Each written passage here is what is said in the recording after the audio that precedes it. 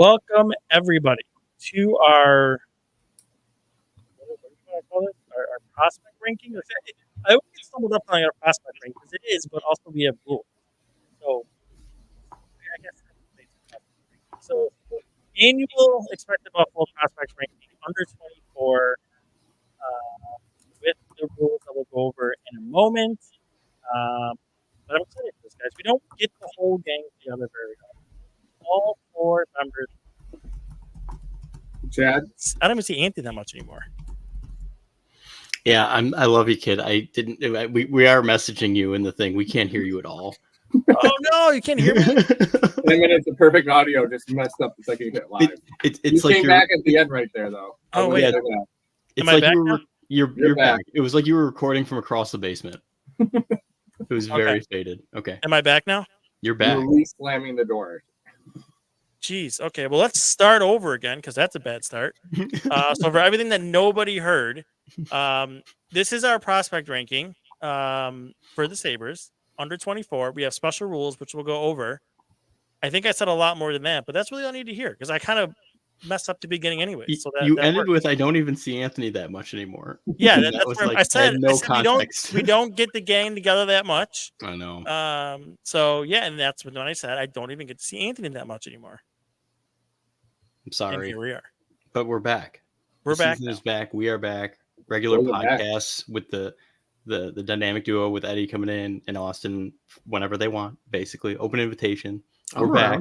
We're doing it. I'm excited. Excited for the season. Excited for the people. Okay, let's not talk about the depressing season. That's not depressing. I'm not gonna. It's not depressing. It's depressing. But let's talk about prospects, which is less depressing? Question mark. Yes, 100%. Okay, so here's how this is gonna work. We're gonna follow the method we did last year, which seemed to work out pretty well. We have a preset list here, based on our rankings that came out to a consensus ranking. So we're gonna go from 25 to 1 up. So I think that's the easy way to do it. If you go from 1 down, I think you lose interest by the time you get to 13, and we're just like, whatever, who cares kind of thing. So I think it works better to go from the bottom and then work our way up. So that's how we'll go about things. Also important to go through our rules in case you didn't see the article, so everybody understands what the rules are and the criteria for these players. So all of these prospects, quote unquote, are under 24 years old. They also cannot have played more than 41 games in the NHL. So you're not going to see guys like Zach Benson because he played more than 41 games. For example, he graduated off, even though he's only 19 years old. He will not be in this group of players that we went over and that we ranked all on our own. So what I will do before we get started, guys, I'm going to quickly run through our 20. I'm gonna go 25 to 1, what our current consensus level is, and then we'll go back down to 25 and start going through. And then, one thing I forgot is what we'll try to do. We did last year. I liked how it worked out. Is we'll try to find our tier points, our cutoffs, like a tier 5, 4, 3, 2, 1, and so on. So we'll try to add that dynamic in like we did last year. Okay.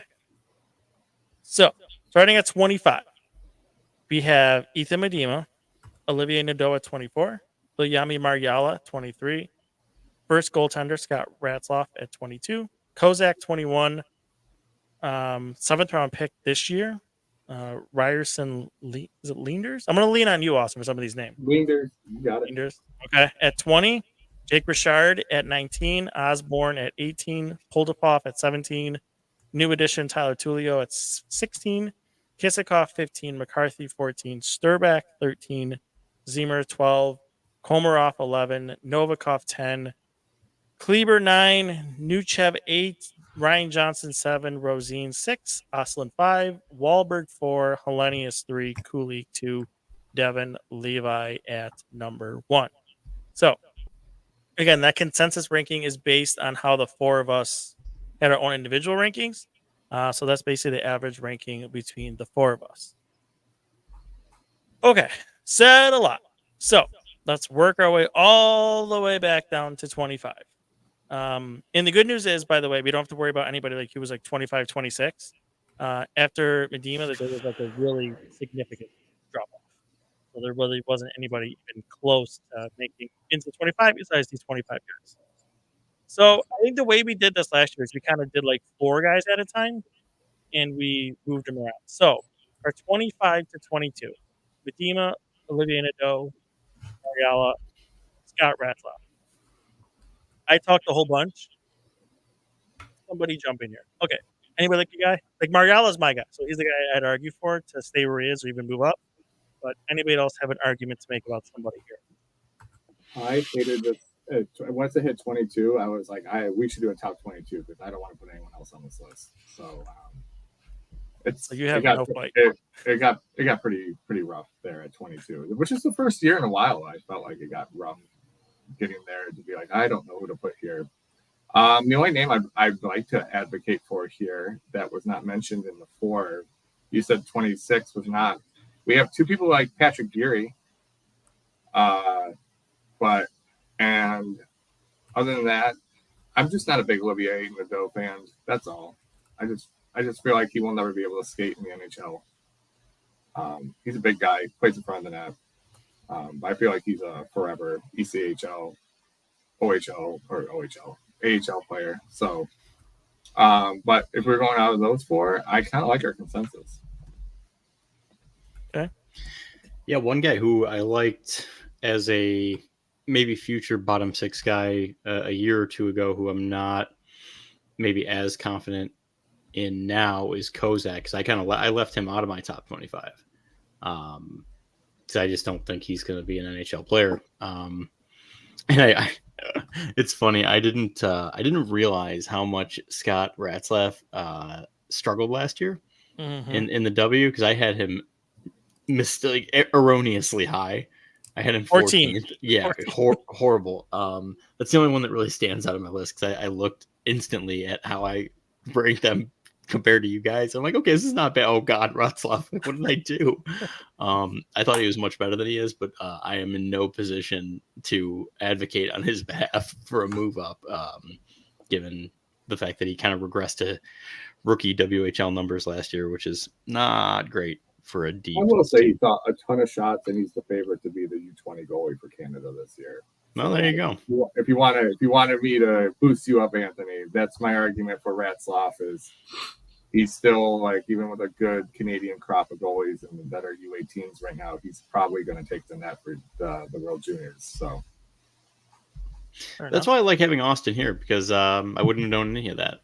He adds that vital context to my buffoonery. That's why we have him here. He's our guy. He's here. Okay. Meanwhile, I actually, it's interesting to see that where you guys put the goalies, because I did not put any in my top 25, because frankly, I did not feel comfortable giving any of them a ranking. Just will only hurt you, Eddie. I think the biggest mystery this year with the non-Levi prospects is, out of the 3, are any of them going to go on a path that Levi went on to realize, like, oh, there's something here? So I just punted it. It's not worth it. I honestly can't stand Topias Lainen, and he's my 23rd ranked player. So I just felt like we are pretty stark at 22. Like, once we hit, I like Kozak still a little bit. I still think there's a little bit to his game as a 4th line player that he could play and find a role, but like, he's not going to be anything more than a tweener, because he can play dirty. He can play the net front. He can play a checking role, but I agree with Anthony. Is like, I don't see it as much as I saw it a year ago. I mean, Rice and Leanders was, I thought, like the best after Luke Osborne in the draft, the best draft pick we had. In the 7th round. I thought he should have won a lot earlier. He was really good last year in the OHL. But to your point, Eddie, they're long shots in my mind. Ratzlaff, Leanders are probably you can put them wherever you want, but I like Leanders, but he's younger. That's probably my own bias. But I don't think there's anyone who touches a Levi or even a UPL goalie of the year in the OHL type of prospect in the pipeline right now. Yeah, I mean, I think Leonin might be. I think I'm comfortable saying the worst Sabres draft pick of the last 5 years. Maybe last 10. Just mega reach, and he's just never shown anything to justify it. Not even like a one-off good year. He's just been kind of bad consistently. Yeah, I mean, to be perfectly honest, the only reason I have him at 22 in mine is still just draft pedigree, being a second round pick. Sure, That's the only that's reason. fair. But I don't remember. I don't think he made it on our list last year, or maybe he snuck in at 25. Maybe. I don't remember. I kind of like vaguely remember him being like 24, 25, but yeah. He was not comfortably in the rankings. No, he didn't make it because I got vehemently angry that you were trying to put him on it. I remember that. I know there was a debate about it. I did remember that. Yeah. And then it's kind of like how I saw the fan vote and saw they put Vasily Zelenov on there. I was like, "There's no, I refuse to have him on our top 25." Like, sorry, Anthony. Dude, do you think I know anything about the last 5 to 10 guys at all? Look, I had never heard of him. He played the Alps League. I had to go watch him to write the draft review. Amazing. Finally, did some research, and it turns out that the AHL, I forget his name, our new AHL coach was recruiting him to Green Bay. Yes. Yeah. So that's the connection that it had to be the connection to the draft. And that's Zelenov. People understand who he's talking about. I don't know if you really confuse that. Right. So going off our consensus, is there anyone who wants to argue for anyone over another one? I don't really. No. He struggled to produce, but he's still a big boy who could maybe do something if he signs in the AHL. I can live with Nadeau.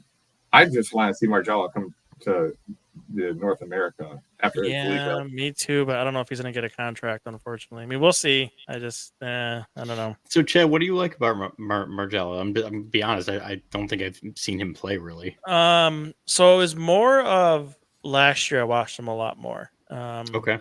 He caught my attention I believe he was at development camp. That's when he initially caught my attention, and then I got a chance to watch him. Like I said, not last year, but the year before that. And I think there's some skill there. He's a productive player in the top tier Finnish league. He's a little bit older, so you have to take that into account. And the Finnish league, Liga isn't what it used to be. It's kind of more of a down league. So you got to take all that into account. But do I think there's an NHL player there? No, but I think there's a maybe middle six AHL guy there. Okay. So, and I think there's the offensive upside. But like I said, I just don't think I'm pretty sure it wasn't this staff that picked him. I could be wrong on that. I don't remember exactly what year it was. So I think you're right. I think that was it was 22. Yeah. It was 22? I'm pretty sure. Okay, then that was Adam's year. Okay. Yeah. He played in the QA. I agree with everything he said. He always had skill, but he never put it together. And the QMJHL has been terrible for a while. But then this past year, he finally found a way to make his skill produce in the Liga. Yeah. Which is interesting, right? And interesting to see what you do in the AHL to see if you can kind of get some steam. I don't think he's much younger or older than Nuchev. If I remember correctly, I'm trying to look that up right now. I believe he's in his early 20s at 21. He's 21 this year, and I think Nuchev is turning 21 in October, right? Or So he's a year older than Nuchev. So Nuchev turns 21 in October. Yeah. So I mean, we'll see. I mean, he's one of the guys whose rights expire at the end of the season, so we'll see what they do. I'm not confident, and I mean, people I've asked about him in the organization, I'm not confident that they're going to give him one, but we'll see. You never know. Maybe another year, maybe another strong league season, they change their mind. Nothing is set in stone yet, I would assume there. Fair enough.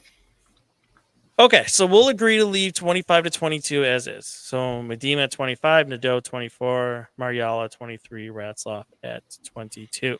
So we'll take our next 4 here.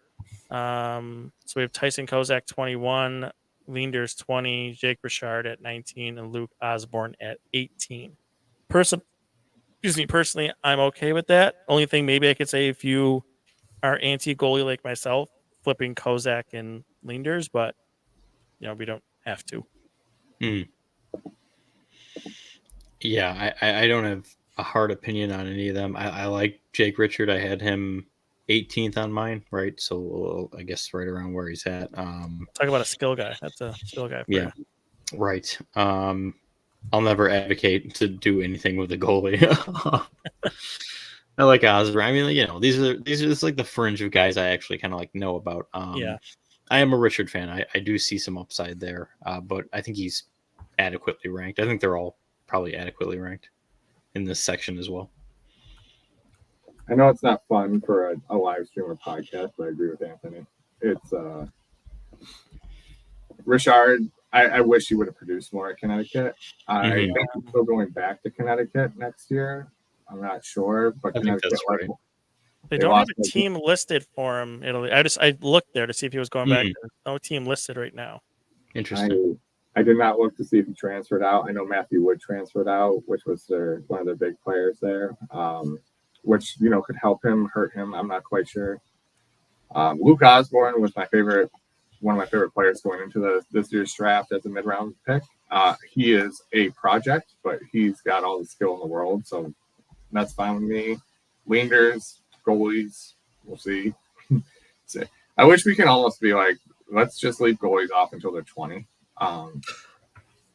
Because it's like we'll try to remember. It takes so long. It's like their average ones that hit the league are like 21, 22, even for the good ones. So yeah, no, that's fair.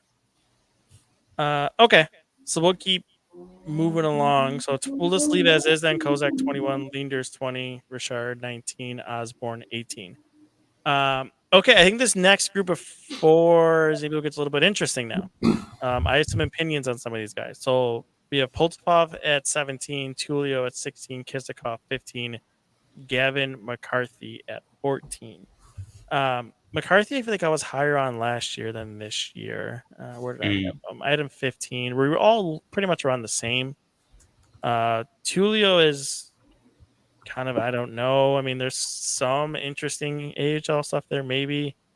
Kisakov and Poltapov are the two guys, though, that I'm kind of, I'm down on. I had Poltapov at 20, Kisakov 17. So, yeah, that's where I am. Eddie, come on, get in the conversation here. You go first. What do you think? Finally. No, honestly, Tulio's the most interesting one for me on this list, and I had him at 15. Just based on the fact that like the consensus seems to be that he's going to be probably a middle six forward for the Amerks this year. I'm not positive we can say that about Kisakov yet, but he's kind of got the higher ceiling. Other than that, I'm not. The Poltapov pick, it was a draft and stash from the start, but I think we're getting to the point where, and I think we're going to when we keep the list going, we're going to notice it a little more, but like ETAs for these guys are starting to be a little less clear than they were even last year. And I think he's the biggest one of those where I don't really feel comfortable having him too high in a ranking just because I don't think we're going to see him, even though from all accounts he's on the schedule that most people would have expected. Just like, yeah, are we going to see even a guy like Kozak who fourth line in a pinch kind of guy? Maybe not this year, but next year he could be like a first call up for Ryan McLeod's injured, or one of the guys that we signed this year from Washington is injured. Like that could be the guy that comes up. But other than that, like I said, there's the combination of too many guys in front of them and too many guys that would have their turn first. Yeah. Poltapov, Austin, his contract ends after this season, right? Am I right? I think so, yeah. So, really, that comes down to me. Like, if he re-ups, in Russia, I feel like then it definitely becomes a conversation. Like, is he ever coming? If his role doesn't change this year, he's had the same role for the past 2 years. So it's kind of like, where's the development? Where's the growth? Because he's played the same role on the same team. Like, I'll be interested to see. I know they're playing preseason right now in Russia, but like, I'll be interested when they start up in early September. Like, where is he playing in the lineup and how is he playing? Because in Russia, where you play in the lineup really determines how you're going to play. Like, if you're down in the lineup, I forget the name, Igor Chernikov, like the draft pick, the San Jose took first pick in the second round. Like, MHL was a superstar in terms of top line, and then goes to men's league and plays a fourth line checking role. So it's like, they're pretty. You adapt to the role you have, and which is very true here too. As you go to men's league and playing in junior, I think Kisakov is probably the lowest one of those four to me, just because of his size and what he was as a prospect and what he's doing in the AHL. I don't know if it's ever going to translate.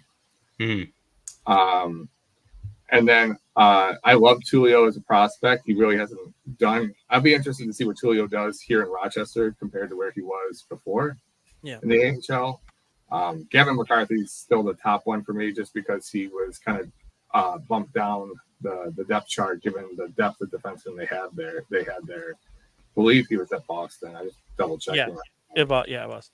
But when you have Wayne Hudson on the team running the majority of your offense, like you're playing down in the lineup. I'll be interested to see now that his brother Cole's coming into the picture. But I felt like Gavin had a very chameleon type of game where he could play very offensively, but he also hits a bunch of people. So I'll be interested to see where he finds his role as he kind of goes through the NCAA. But he didn't really produce much last year, so I can understand why people are kind of throwing him in the mid-teens as opposed to kind of closer to the Komarovs, Novikovs, and things like, or Sturbacks and people like that.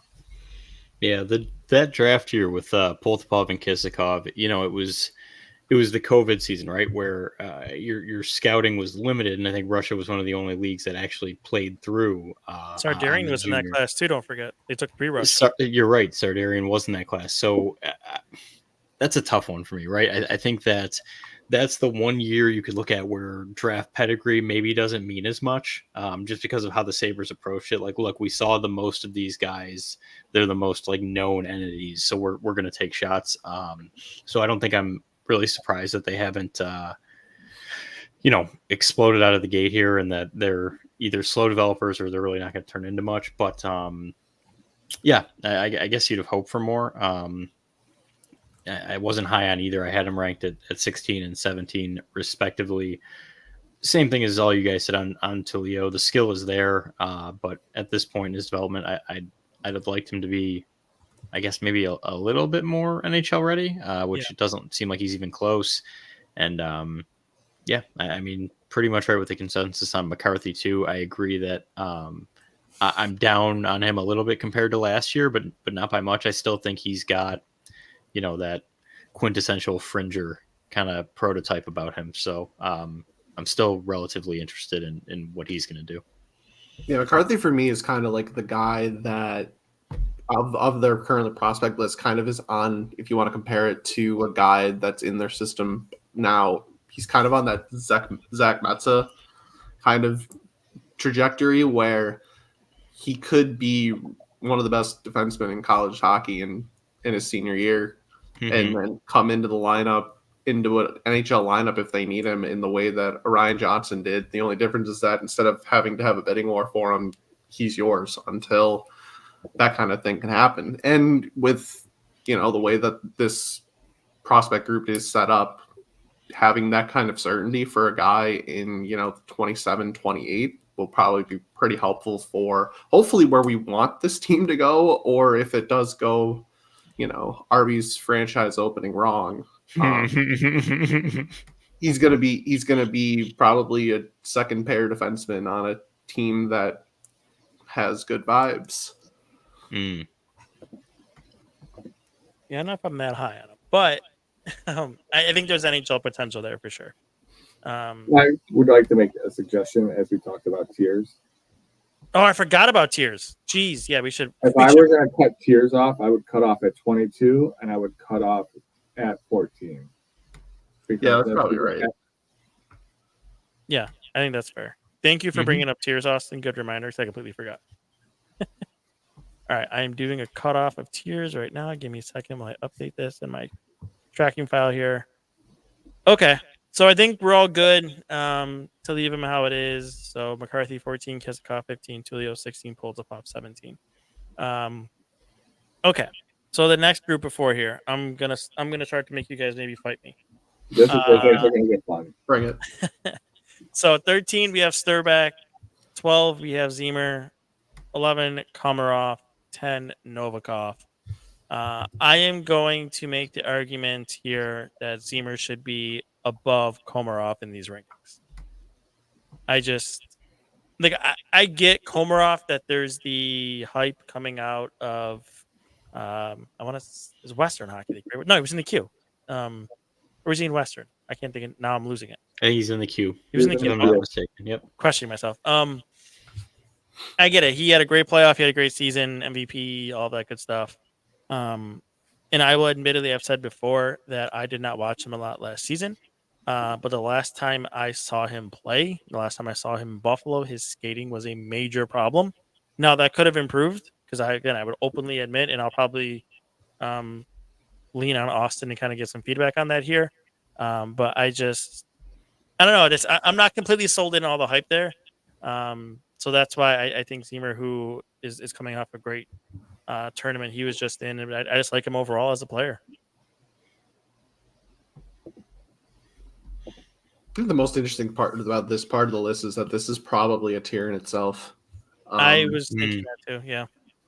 You know, Komarov, we'll see what the jump is for him this year. I'm not necessarily confident there's, a real clear trajectory for him. You don't necessarily want to, attach yourself to the next Novikov kind of thing just because he's the next Russian defenseman to come into the system for a first year, but that's kind of where he'll probably be slotted. Different coach, but I think that if you see a guy that's relatively comfortable and can use his skating properly, I think there's a nice shot for him to jump into the next tier by next year. But I kind of agree that Zemer is probably the highest for me on this list just because of his, like Austin said earlier, with the more recency bias of like he's this year's 3rd round pick, and that kind of has a little bit more weight for a ceiling kind of thing for a prospect list. Yeah, I agree with you. One, and I think he's in this tier. Sturbach, I want to talk about. I'm not going to be a guy who defends NHL equivalency metrics, but I do think his lack of scoring production is maybe why he gives everybody, including myself, a little bit of pause to rank higher. I do really, really feel that his defensive acumen more than makes up for it. I am going to look for that leap this year as his second season at Michigan State. He's going to get the big minutes too with he's going to get the big minutes. Big guy's gone now. Yeah. So he's probably in terms of, I guess, range of where he can go. He's got the widest range for me of he can go much higher, he can go much lower depending on what he does this year, but he's definitely someone who I really liked when they drafted him, and I continue to be interested in. I don't remember exactly where I had him. I got to look, but I think I had him a little higher. I did. Yeah, I had him at 12. Yeah, okay.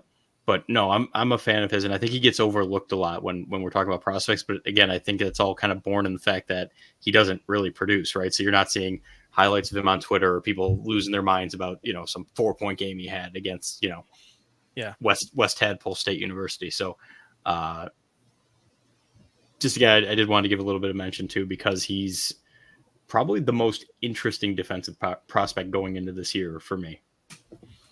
Yeah, it kind of flies under the radar too because he was taken so quickly after Wahlberg, and when Wahlberg was taken, that was pretty consensusly like that's a great pick kind of thing, and we'll talk about him later. But it's nice to have defensemen to talk about this year after the last couple. So it's a more volatile position in terms of a prospect ceiling. So I could definitely see him having a big year in pretty big conference in college hockey and kind of go from there. And we'll see when he would be turning pro too. Like I said, same thing with McCarthy. Like they've got time for these college guys.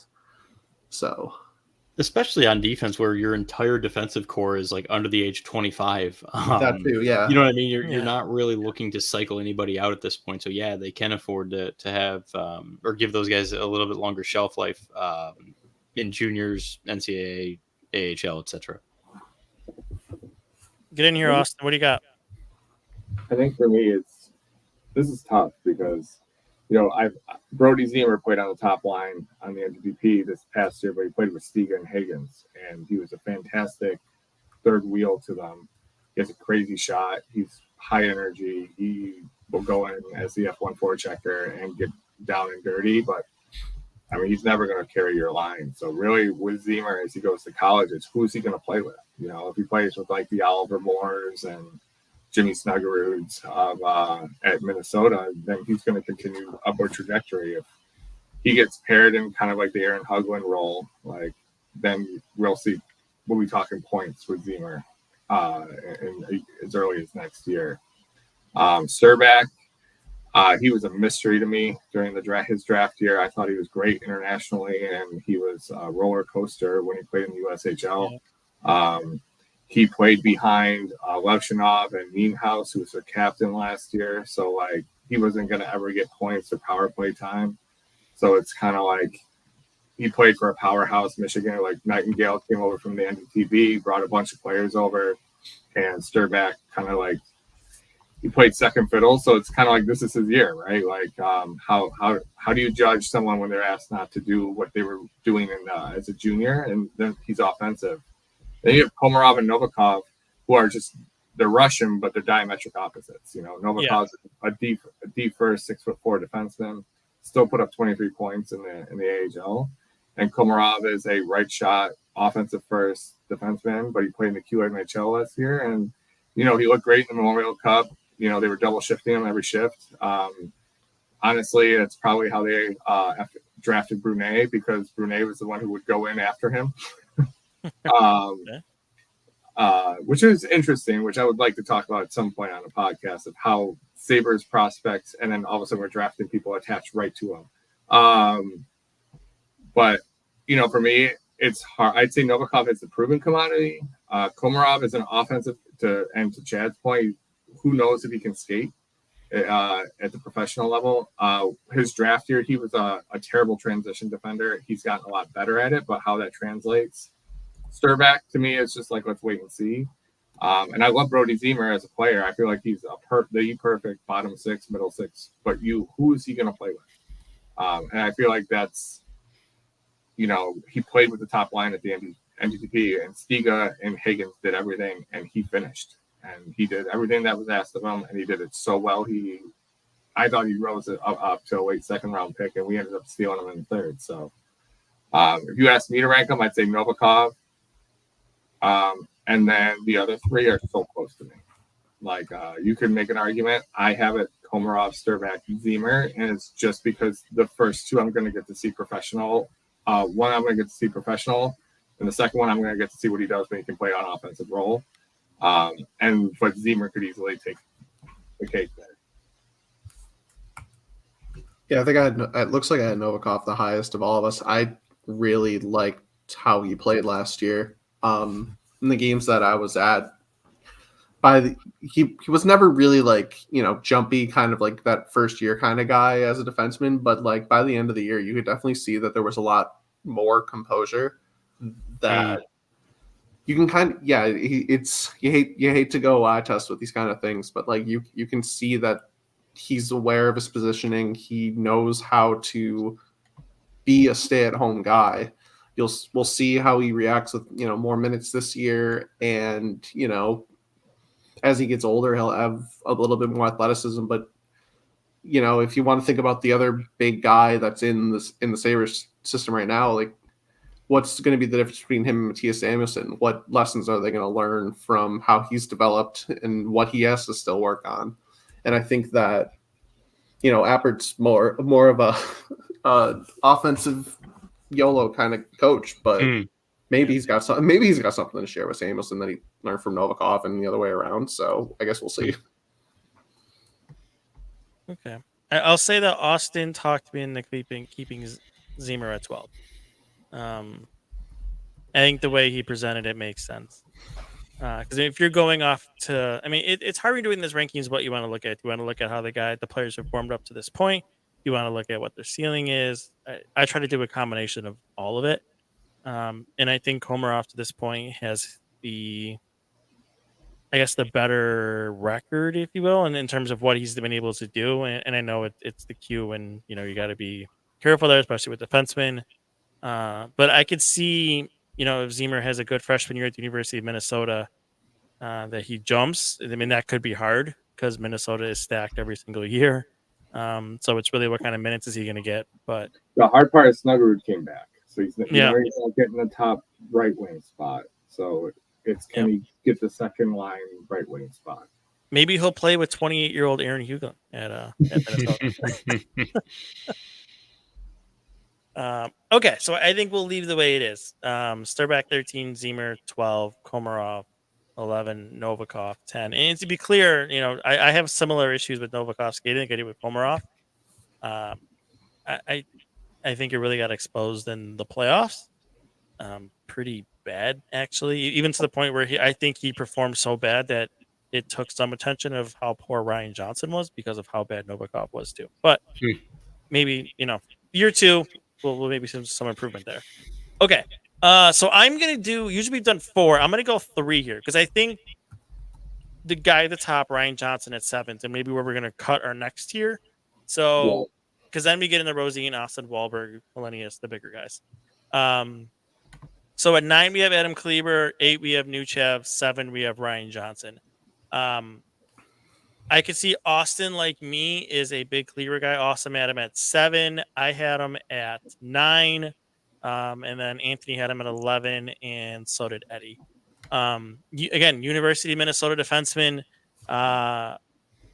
When I started to look at some things with him and ask some questions, and I think even Austin kind of sold me on him. Big Kleber guy here. I have some high hopes for him, I guess I could say. Honestly, I'll agree with you. I just, that was a pretty close and I think literal tier of its own, kind of with the 2 other guys ahead of him, just because of age for them. Right. I think he's going to be really interesting this year as a first year defenseman in the NCAA. He kind of has that build of like what you expect out of a second round defenseman, which I don't think we think about Sturback as on his own. So there's kind of that too. And not for nothing, he does kind of look like a player in the NLL. So, good vibes. I like it. Shout out to Colton Watkinson of the Albany Firewolves. Lacrosse comment. Got to get it in. I appreciate you getting one in. Thank you. Austin, thoughts? I think Kleber is 6'6", going. You almost got a chance. Minnesota Duluth. That's where he's going. Oh, Minnesota Duluth. That's right. I knew it was Minnesota. But he should have a big role there to start. I think the biggest question is how much offensive upside he really has. He can skate. He's a fantastic defender. He's mean. I think he can be even more physical. And I think for me, the NHL, and you saw it in this year's draft, is trending to 6'3" and above for defenders. Pretty much from round 3 on, it was if they could skate and had any sort of athletic ability and they were over 6'3", they got drafted. And he was probably one of the best. He's big, he can skate. His hands aren't really have caught up to his size, but he shows he's willing to try different things. I don't necessarily believe he'll be an offensive threat but I also think that given his mobility and his size and how physical he is, like I think I wouldn't say a sure thing, but I think he is destined to at least see NHL games. Ryan Johnson, I think you touched on the playoffs, Chad. I still like him as a transition defender, but we always knew the offense was never really there. And truthfully, I bumped him down because he's a left-handed defenseman. It's going to be really hard to make this team in the near future as a left-handed defenseman. Nuchev, I'm willing to give some. I had him high because I want to give him some leash, despite he's going to turn I think 21 this year, 22. Yep. Um, 21, yeah. but I think you put him in a better role, and I'd be more interested because I really liked him when he was in a scoring role in his draft year. So that's why I had a Kleber. I had Johnson ahead of Nuchev just for right now. I feel like Johnson could see NHL games next year, and I don't think there's a way Nuchev does, but I think Nuchev's got the higher ceiling. Yeah, I would agree with that. I think Nuchev was really, especially in the second half of last year, was really impressive. When he started to get more opportunity offensively, he started to play in the top six role. You know, you saw that scoring part of his game coming through. I still think there's going to be perhaps a size issue there. Because he's not really. I mean, there's some of these guys you say size isn't a problem because he'll go in, he'll fight for pucks and stuff like that. Where Nuchev, that's not really his game. He's more of the speedy kind of water bug in and out kind of guy, and he shoots a ton. Still, I mean, even I knew that coming from Russia that was the case, and then even just the player tracking, he still for as little as he played at times, he still would always get those shots in. So he's a high volume shooter. But yeah, I agree. I'm curious what he does. I'm anticipating he'll get a bigger role this year. A lot more talented guys. I think their center depth, while younger, I think will be better this year. I want to say, with Hellenius down there, and then Kulik's probably going to play center again, and they brought some veterans back too. So I think that'll help him. I think he'll get that opportunity, and then I guess we'll go from there and have discussions on whether he can be some sort of NHL player. But yeah, I think we're pretty good where we have things. And Ryan Johnson is, I'm president of the Ryan Johnson fan club, but sometimes you just have to admit reality here. I don't on this team. I don't see a path for him in the NHL. I honestly wondered if they were going to trade him this summer. They didn't. So we'll see. Maybe he bounces back, he settles in. I could see a situation where he hit kind of that rookie wall last year. He was really good for them when he started playing in the NHL, and then kind of went sideways and carried into the AHL. So yeah, maybe a refresh and start of a new season, second year in the pro league, we started to see back to that guy that we saw in the beginning of the NHL last year. You never know. Injuries, maybe he does get that opportunity. I think he's right up there, right? A couple injuries. I know they have some depth, but I think he is, one or two injuries away from getting an opportunity. Yeah, agreed. Okay, so go ahead. Sorry, no. I was just say, are we good cutting off there? That's all I was going to say. No, for sure. Just on Johnson, I think that I think he'll get a decent amount of playing time in the NHL level this year, just because injuries do happen, right? I think he's. I know you've got Bryson and Gilbert, right, who are battling for that seventh spot, but Clegg is still around. But I think he'll get his looks, right. And like you, I'm surprised they didn't do anything defensively, and I do a little bit wonder if it's because they still have some hope for him. But yeah, he's again one of those quintessential fringe guys. He's going to be that. God, I'm trying to think about Chad Ruedel type, or just Mark Pezic at the end of his career, just always on the fringe. But just because again, he doesn't do anything, awe striking. So he's good at exiting the zone. He's good at exiting the zone. That's his key trait, is exits. Beyond that, it's kind of. Which is weird because that was what he was good at. In college, he was such a good transition player. You know what I mean? Yep. Right. Yeah, and the thing is, when I tracked him in college, that was always weird about him. Is he always among the defensemen there? And again, this is a blue line that had. Holy cow! I completely lost it. This is the blue line that had the Minnesota defenseman who I can't think of who got Calder, Brock Faber. Yeah. The kid in Anaheim that played. I can't believe I forgot these guys' names. It just blanked me. But anyways, they had a good blue line and some offensive guys, but his shot contributions in terms of primary assists, primary shooting, he was always at the top, but it just never came through in points, which is always weird to me what the reason was for that. Because it wasn't just like he would pepper point shots. That wasn't it. That was more Faber, his partner. A lot of it was primary, assist, where he would shut up shots and just. And I wonder, like, if he played in the NHL with more, or the AHL or whatever, with higher offensive talent, if that would come through, and we would see that point production kind of jump a little bit, and it never did. So it's always a weird thing. And even in the AHL, same thing. He had good primary shot contribution numbers comparative to the rest of the defensemen, even the team. But it doesn't translate to points for some reason. So like Austin said, he's never going to be the points guy. I just think it's the thing with him too is there was a misunderstanding of his game when he came in. I think people thought there was more offensive upside there. People talked about power play time, and I was like, no, he didn't even do that at Minnesota. He was more of a penalty kill guy. He was more a defensive guy. I remember the World Juniors when they won gold. They leaned on him defensively. He was out there in the last few minutes, finalizing that win when they won a gold medal. So fantastic skater. Yes, really excellent skater, good exit guy. I would say decent defensively. You can get in some issues on the walls, but I think positionally he's usually pretty sound. But there's some sketchiness in some parts of his game for sure. I'd honestly keep him in his own tier at this point. You would think, okay, so you want to cut it Nuchev and then keep Johnson by himself? Johnson by himself. You want to do? Okay. Because he's going to play games up, and he's definitely going to be in that role where it's like you need to play games still. So wherever you're playing games. Clegg has his moments, but you don't necessarily need him to get AHL minutes.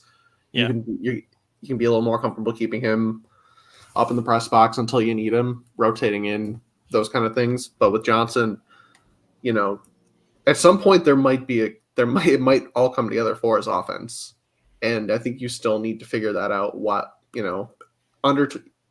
until he's 25, 26, there could still be a chance for his offensive upside since the main attributes of his skating and his ability to understand the defensive game are there already.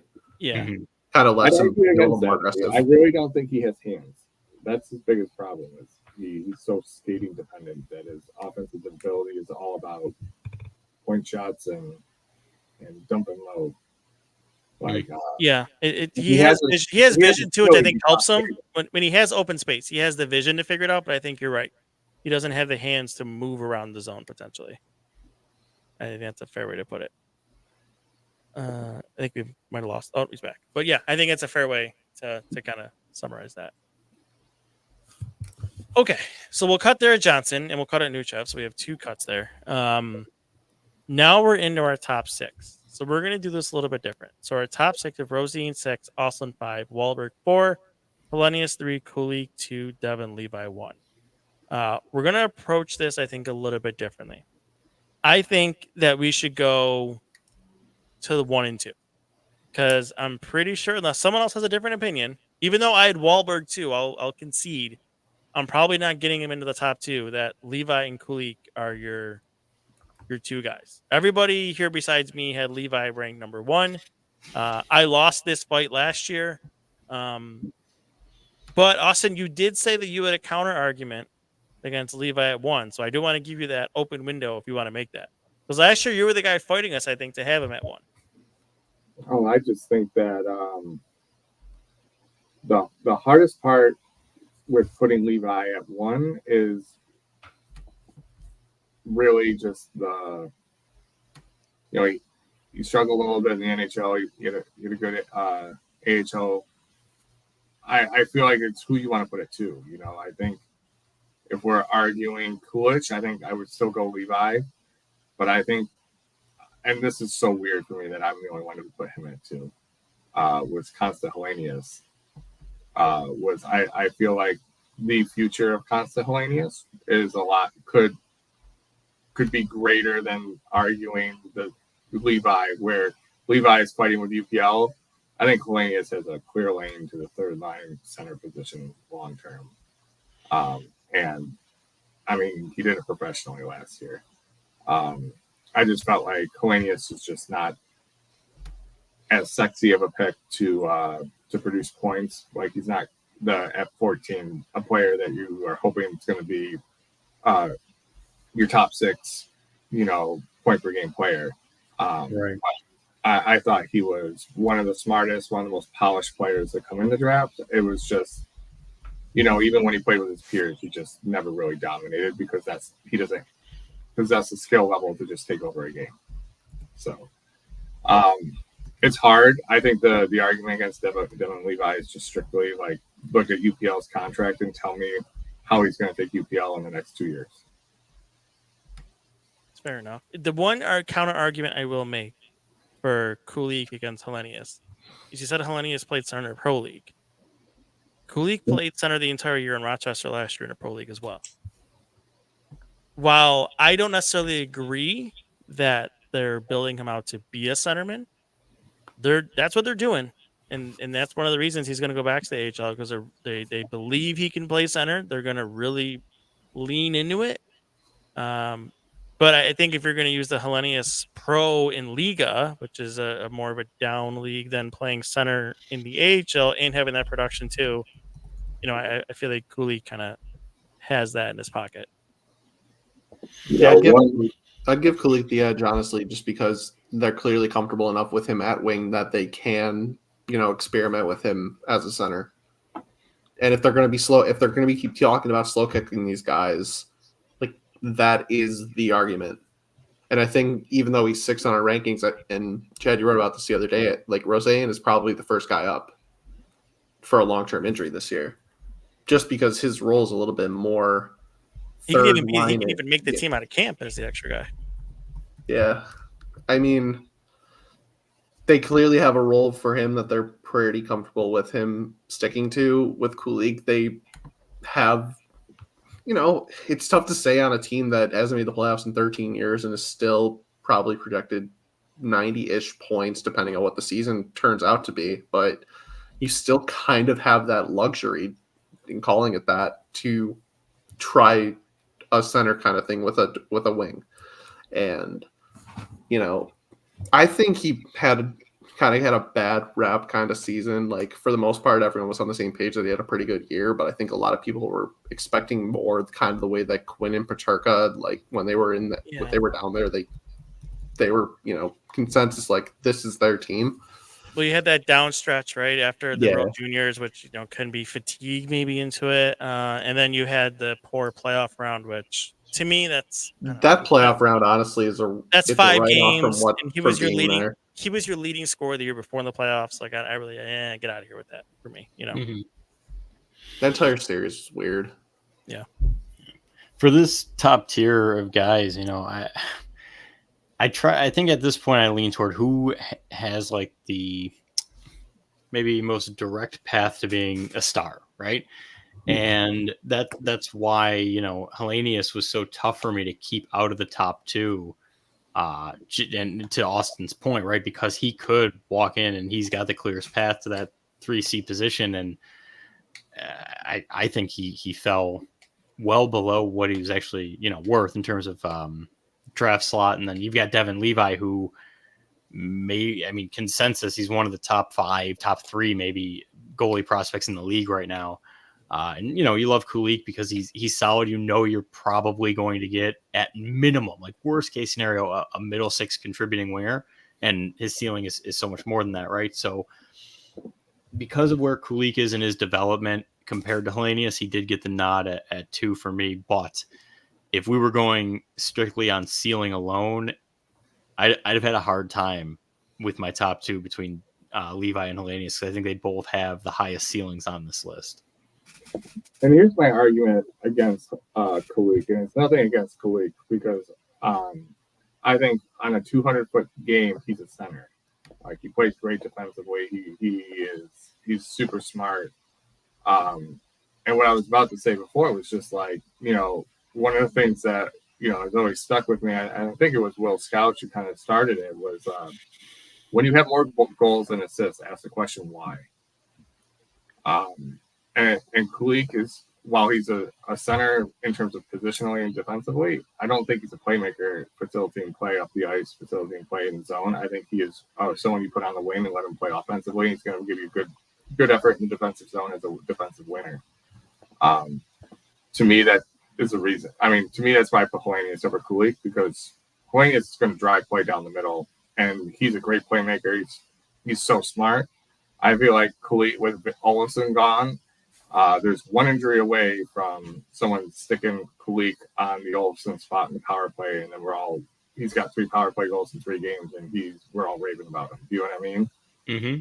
I think he's got way more talent than Olsen does, and I used to compare Olsen to Alesh Kotolik. I think he has more talent than Alesh Kotolik has. But I feel like Coolidge is the perfect fit for having that kind of like he has enough playmaking ability that he's not just a sniper, and he's not a negative in anything defensively. The one we haven't talked about yet, and honestly, Anthony's talked about Hellenius and Coolidge. I actually was debating Hellenius, Coolidge, and Wahlberg. There it is. I've had a really hard time ranking the three of them. I had him at 2. I'll talk over you, Chad, because you have. I had him at 2. I am a Wahlberg guy through and through. I really started. So I have like people in Sweden that I talk to continuously. So that's why whenever I talk to Austin, like whenever I talk to Austin about prospects, like I know a good amount about the Swedish guys because I get some intel on them. But he was a guy that I kept getting updates on throughout the season when he was in Sweden, and they were good reports.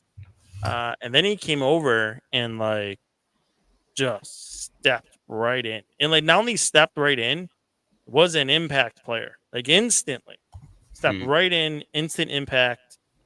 Even into the playoffs. And again, at 18 years old, the confidence he had, the plays that he made, big kid. Once he develops and understands, more how to play at the pro level, he's a guy that I went into this season before all the moves that I made, and maybe it could still be the case depending how it goes.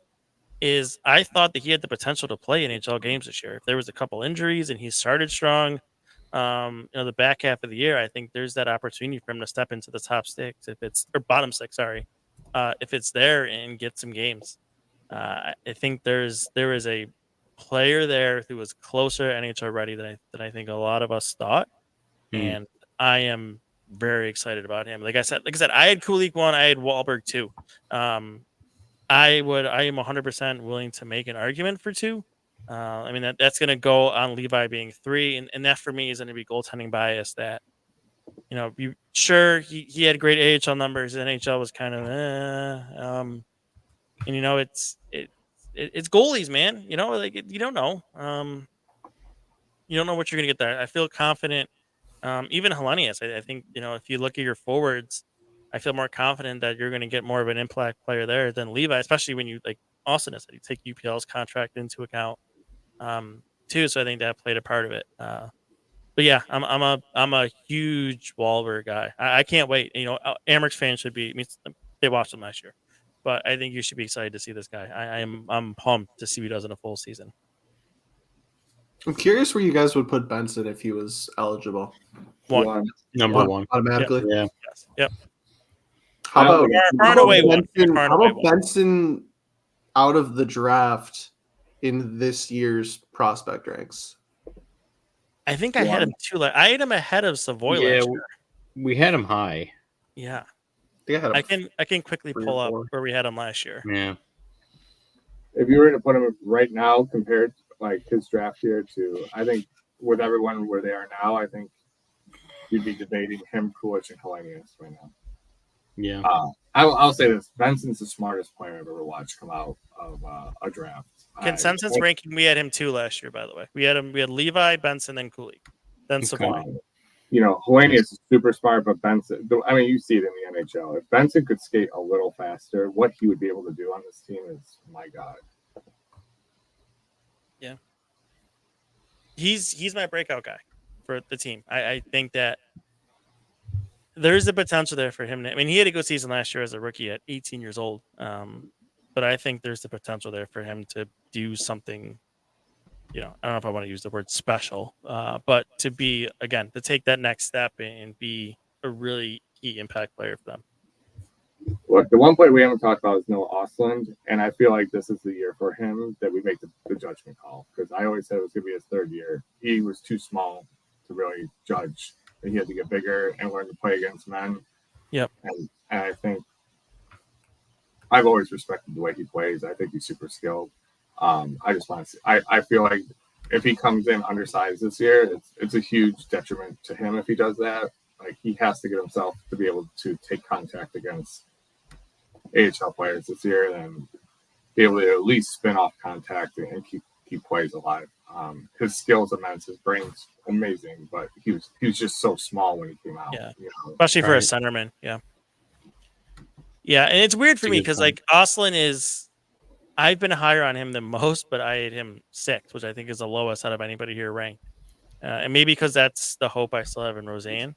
But yeah, I agree. I mean, he was one of the best players in the World Juniors, so we have to take that in account too. That was good to see. I think that's when I started to really believe in my hope tank started to rise. That it always kind of was just hope, but that World Junior performance kind of was like, okay, there it is. Like we have it now. We're seeing it, or the potential is. So yeah, I'm curious how it goes this season. I'm curious if he does play center or if they put him on the wing, depending on his size, like Austin said. That'll be interesting. Especially with their insistence on putting Kulik at center. Maybe that knocks him to the wing to start, but we'll see. We'll see what the new coach down there has. But yeah, I mean, all these guys say are. this, the Green Bay coach is one of the best coaches in the USHL. Like, Yeah, I've heard good things about him. So I'll be really interested to see what they do. I thought just to mention Olsen in this conversation, just because it's. Yeah, he's the one guy we didn't talk about. Yeah. No, if he doesn't get to 175, 180 this year, it's going to be like he'll be going on year 4, still undersized. So like it's going to have. I would doubt he could play at that weight in the NHL. He's not fast enough to play at that weight in the NHL. Yeah. I mean, we'll see in a couple of weeks, right? When he shows up to the Prospects Challenge. How big he looks. We'll get that. We'll get that answer pretty soon here, which is crazy to think about. We're gonna get games with, quote unquote players in Sabres jerseys in like 3 weeks here.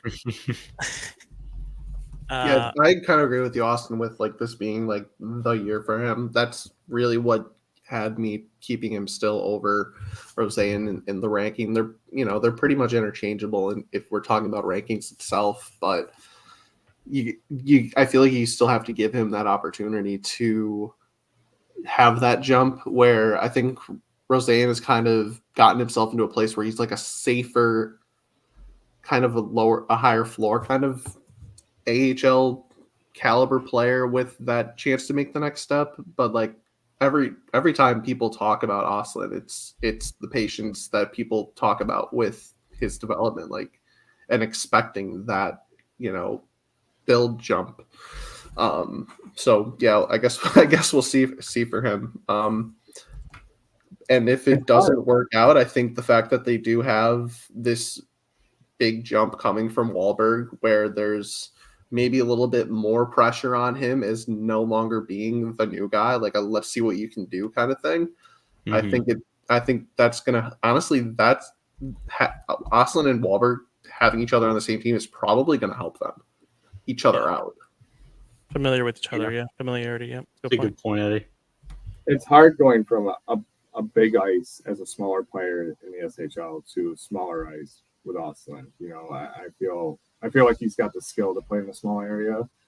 And when you saw him in space in the AHL, I thought he was fantastic. It was when things got. It's a rough league. Let's just be honest here. Like most of the older players in that league are making a living off of this, trying to make an NHL roster as a bottom 6 player. They're going to come at you. It's physical. So I'll be interested to see how he adapts this year. And to Wahlberg's case, he's huge. He's always had a lot of skill. He could skate. He just never put it together as a prospect. And it was a great swing to make in the second round. And I'll be interested to see if the details of his game come together to be able to put it all together to be a point producer, as opposed to a rush scorer, like using the speed, getting out, being able to be a 3-on-2, 2-on-1 type of player, and be able to play in the cycle using his size and stand in front of the net, bang some pucks in. Yeah, I feel you on that one. So where are you all going with the bottom 6 or the top 6? Yeah, so let's start here. Okay, Rosine at 6. Are we all in agreement to leave him there? Yeah. Okay. A high 6, we'll say. A high 6. Oslin at 5. I think we're all in agreement to leave him there. Mm-hmm. And then, now the debate comes into, now I'll ask this question. Do we want to cut there? Yeah. Yeah. That's the spot to do it. Okay, we're going to cut at Oslin. Let me just highlight that. Then we get into Wahlberg, Hellenius, Kulik, Levi. So we have Wahlberg at 4, Hellenius at 3, Kulik at 2. Well, let's start here to cross one off. Are we gonna say we're gonna leave Levi at 1? I think so, but Yeah, I think when it comes down to it, like whether we like it or not, playoffs or no playoffs, goalies in the modern NHL right now, you need tandems, period. So no matter how much money UPL is making on this current deal and how much money Levi could be making on his deal, you need both. So while what they're going to do with him is still a mystery this year, I think that if he has the chance to play 30, 35 games in the league, they're going to take it.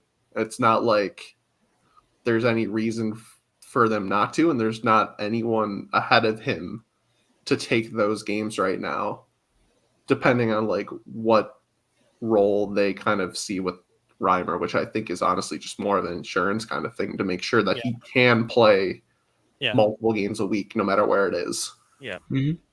No, and I think it's a good point, Eddie. Like that, this Levi is easily the guy who's going to play the most NHL games next season. And I think when you to Chad's point about like goalies are a mystery, I always equate goalies to like hitters in the going up the chain, like the A, double A, triple A. Like the pitchers are better in every single one. So like you have to adapt to the pitching of every single one. So hitters take time to develop. I think even watching my own kids, and there's a fantastic goalie on our team, went up a level in competition, and then like it's faster, they're harder shots, they're better shots. The play, like they make better plays. If he would have struggled in the AHL, I think I would have like knocked him down a peg, but he's still putting up like over a 2.5. I would forget the exact number in the AHL, and he played well in the playoffs. That he did what was expected of moving up in competition, but moving up 2 levels from college to NHL, we can all be honest, it was too much of an ask last year. So yeah, I think the things we saw him struggle with, it was the speed. Like when he had trouble, for me, it was noticeable with the rebounds, and I think that's just a speed thing. And more reps are gonna help him with that. Technically, he still looked really sound. He's really quick side to side. Sometimes too fast, even. Sometimes too fast, even. And I don't know. I see it. It's not like and it's also like not like he didn't steal games last year, like that Minnesota game early on before it really got nerve-wracking with where the season was going to go. I think he showed like this is my I've got it kind of game, especially with the way the season started. The playoff game where he had 60 saves but lost in overtime. Man, that was I don't know. That was one of the times I've been mad about a loss in a long time. Like that, he deserved that game. Or the concept of hockey, being mad about it. Yes, yes. Okay, so we'll leave Levi at 1. So then that brings us to 2, 3, 4. Kulich, Hellenius, Wahlberg. Like I have Kulich and Wahlberg as my 1, 2. I can make the argument for putting him over Hellenius, but also you guys have made good arguments for what his potential could be to be in that 3. I don't think that I could live with a scenario where Kulich isn't 2. I just don't think Hellenius and Wahlberg, as much as I like Wahlberg, have done enough to show to this point, even what their ceiling can be, to take over what Kulich has done in these last 2 years in pro hockey at 18, 19 years old, and then what his ceiling is as well. I think he should, in my opinion, he should be stacked in there as a number 2 still, and then we're in a debate on what we want to do with 3 and 4. But again, I'll open up to you guys for comments as well. No, I agree with that. Yeah. I agree. Okay, so Kulich stays at 2, and then what do we want to do with 3, 4? Do we want to just go around and vote who should be 3 and see who takes it? Sure. Okay. Eddie, go first.